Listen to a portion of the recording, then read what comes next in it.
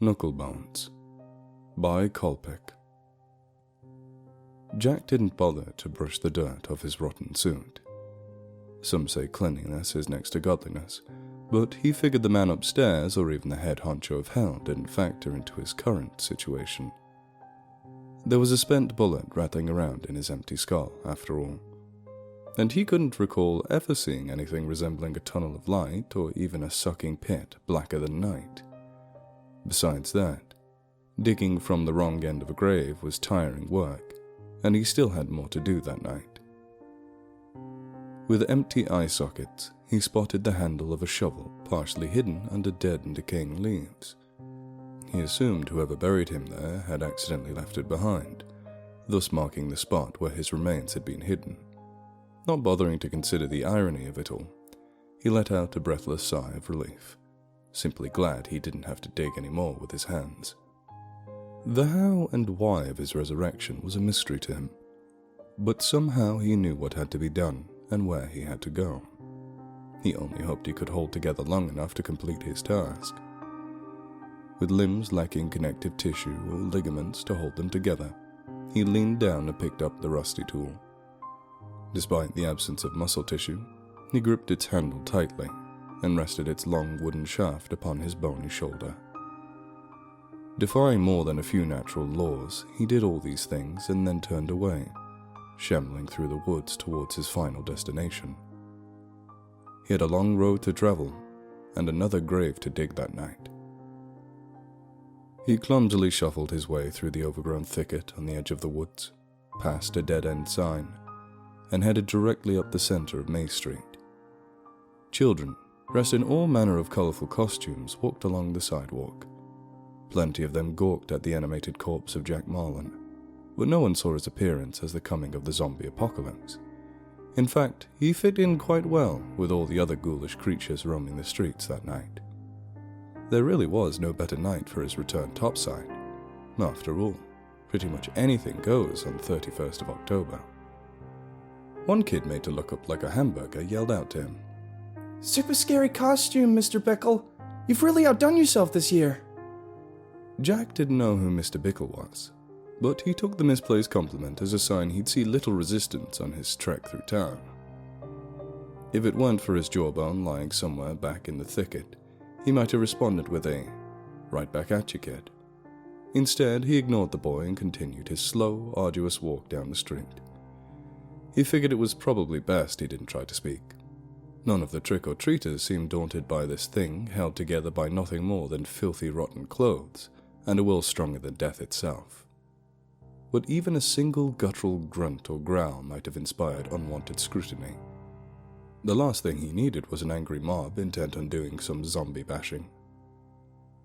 By the time he reached the opposite end of May Street, the sidewalks were vacant, and most front doors were illuminated only by moonlight. Turning left, he took to the sidewalk to avoid attracting too much attention. The next few hours crawled by at a pace matching his own sluggish stride. Other than a few blaring car horns or one audible slur, he walked along unnoticed and undeterred. Crossing the street towards the end of his journey, he tripped on a curb and hit a faceplant on the sidewalk. As he rose to his feet, something the size of a fist slipped out of his ragged clothing and burst open on the cement.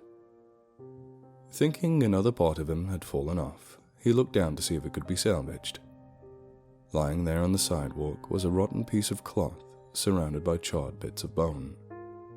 He only had to compare them to his own hands to confirm they were broken finger bones.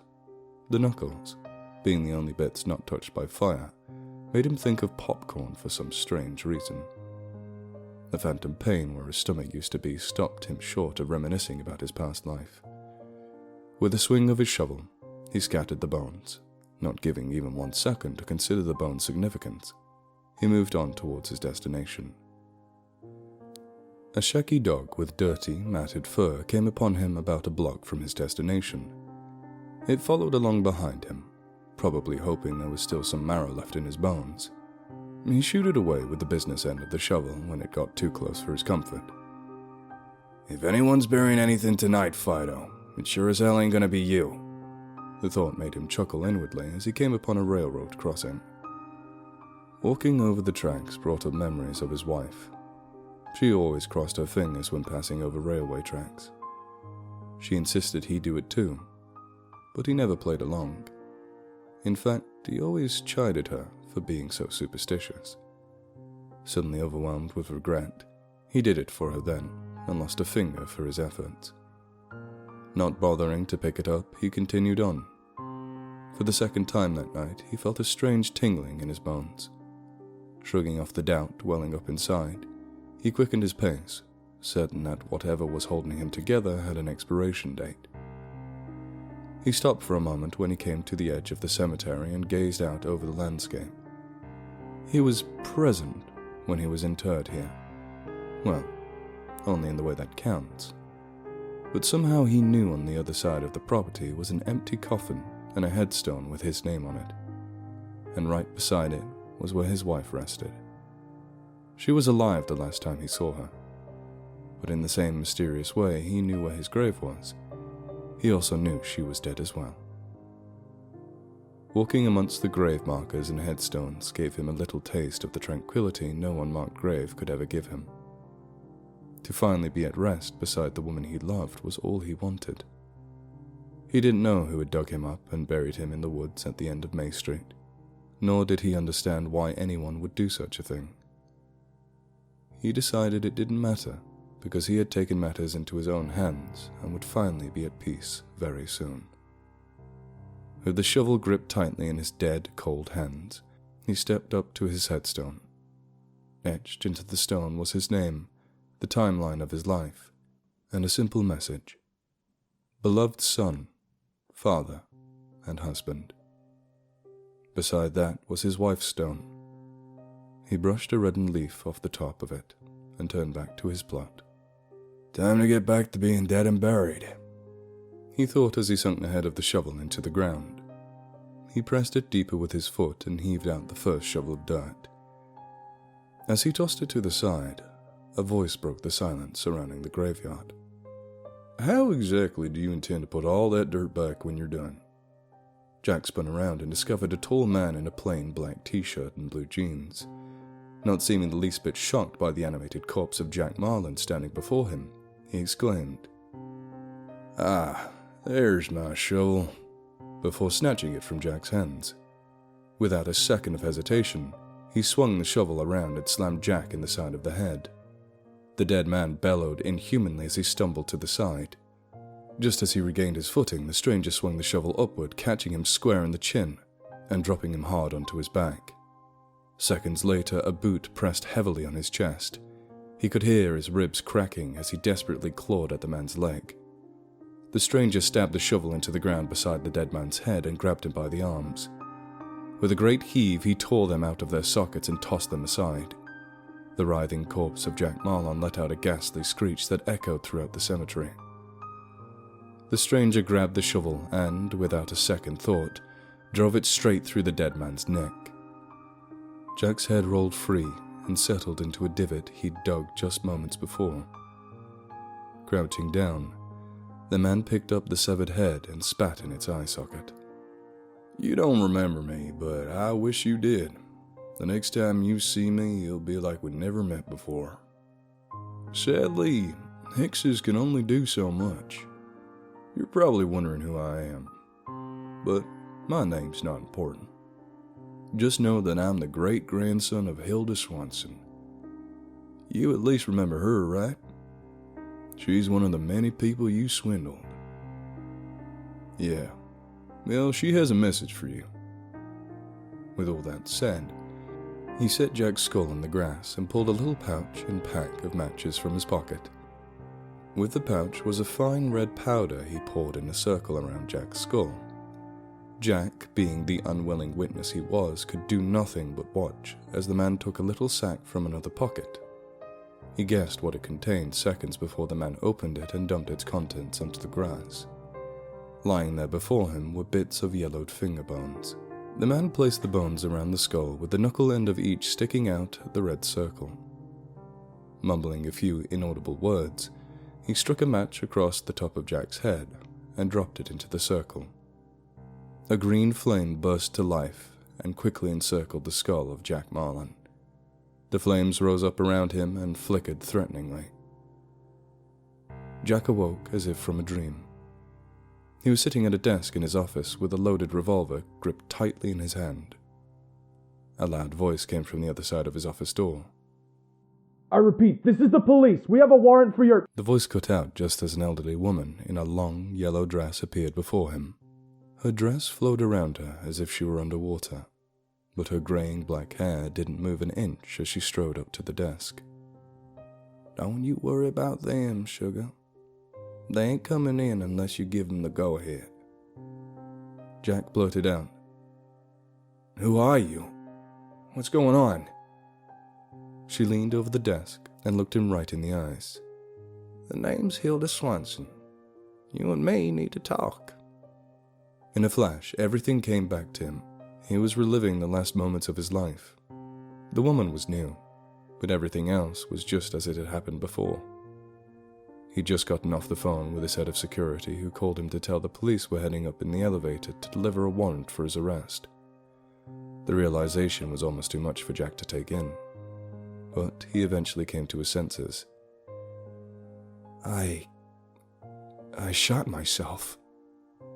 "That's right, sugar. But don't you fret over that just yet. Ain't nothing carved in stone that can't be undone with the right ritual." "But how? This can't be real. I mean..." "Shush, sugar. It's simpler than baking a pie. You just gotta understand how to open that door." Jack sat there, staring at the ethereal figure standing before him. "But what would that do?" Hilda shook her head in frustration. "Seems I gotta spell it out for you. You go ahead and let them in here, so things can move along as they should in the first place. Things should sort themselves out from there." "But I don't want to go to jail." Hilda slammed her hands down on the expensive mahogany desk. "Oh, you damn coward. You'd rather leave this mess for your family to clean up." "Yep, I guess you would. It's what you done before. So what you waiting for? Go ahead and put that gun in your mouth. Pull the trigger." Jack looked at the revolver in his hand. He wondered how things had gone so wrong. Convinced he would never get caught, he dug himself deeper and deeper until he inevitably ended up where he was, deciding between whether to eat a bullet or face the shame and humiliation waiting for him on the other side of that door. Discovering a courage he didn't know he had in himself, he stood up and walked around his desk. He dropped the revolver at his feet and stepped up to the door. Taking a deep breath, he reached for the doorknob. Hilda began to cackle wildly as he swung the door open. There were no police standing there, or even his secretary typing away at a desk. Instead, all he saw was the graveyard he'd walked all night to reach. "You damn fool. Ain't nothing can undo what you've done," Hilda exclaimed between bouts of insane laughter. He spun around to confront her. "I don't understand. You said..." The old woman's laughter died as a twisted grin replaced the laugh lines on her face. "Yep, I said what I said, but only so I could watch you blow your brains out again. This the first time you ever chose option 2. Took you long enough, but it don't change nothing. You dead, and so am I." But nothing, sugar. I died waiting for those in charge to figure out where you hid all your stolen gains, and so did plenty of other people you cheated. No doubt you locked it all away in some Swiss bank, and ain't nobody ever gonna get at it. So all that leaves little old me with is the chance once a year to shit in your cornflakes. And believe you me, that's just what I aim to do for as long as my kin keep pumping out babies and teaching them all about you. As long as they keep the tradition alive on Halloween, you ain't ever gonna rest easy beneath that fancy headstone." Utterly dumbfounded, Jack could do nothing but sputter a gasp in shock. She said he'd never rest in peace, and he believed her. He wondered in that moment how long this whole sordid affair had been playing itself out. But he didn't bother asking. He doubted she'd tell him a thing, and he didn't think he really wanted to know. Lost in a mire of self-pity, he failed to notice Hilda step up behind him. Rising on the balls of her feet, she leaned in close and whispered in his ear. All that's left is to get you back in the ground. See you next year, Jack. With his name barely out of her mouth, she leaned into him hard and shoved him through the door.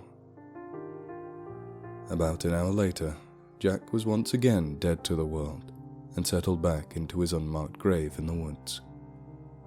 Hilda's great-grandson tossed a small bag bound with a leather cord onto the corpse. Its contents crackled and hummed with the promise of dark and impossible feats. He then filled the hole. When his task was done, he laid the shovel beside the mound and covered it all with leaves and branches.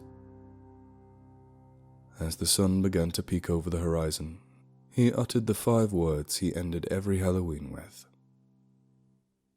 See you next year, Jack.